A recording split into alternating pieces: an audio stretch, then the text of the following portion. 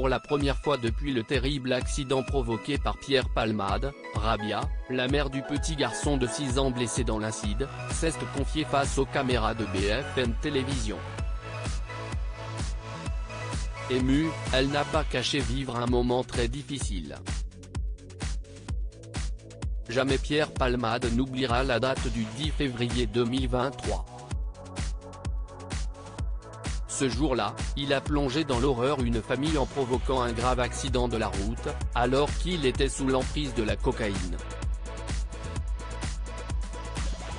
Son véhicule ayant dévié de sa voie, il a percuté frontalement une autre voiture dans laquelle se trouvait une femme enceinte de 27 ans, qui a perdu son bébé, un homme d'une quarantaine d'années et son fils de 6 ans.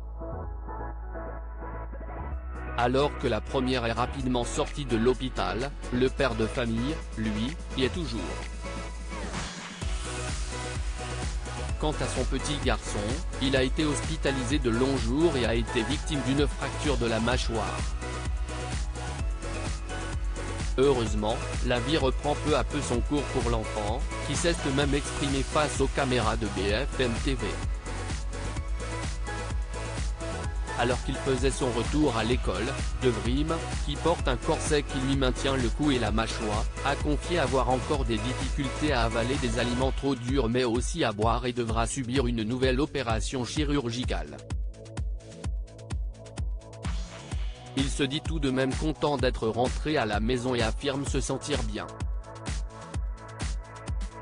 Il ne demeure pas moins que le voir ainsi est un véritable déchirement pour sa mère, Rabia, qui s'est elle aussi exprimée pour la première fois depuis le drame.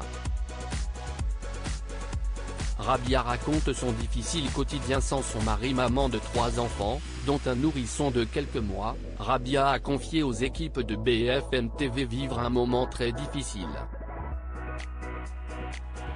Je ne vais pas très bien psychologiquement. J'ai commencé à voir un psychologue. Je n'arrive plus à dormir la nuit. Je suis malheureuse. Tout ça à cause de cet irresponsable qui a renversé nos vies, a-t-elle reconnu auprès des journalistes, avant d'évoquer son quotidien de maman.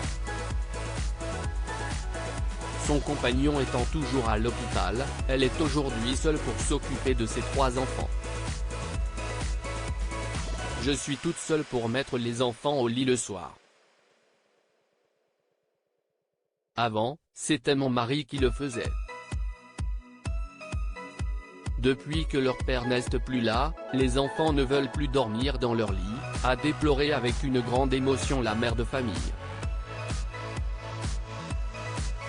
Fortement ébranlée par cette tragédie, Rabia s'inquiète de l'avenir et espère que sa vie reprendra son cours normal. J'espère que mon mari va redevenir comme avant, conclut celle qui n'attend désormais qu'une chose, que justice soit faite.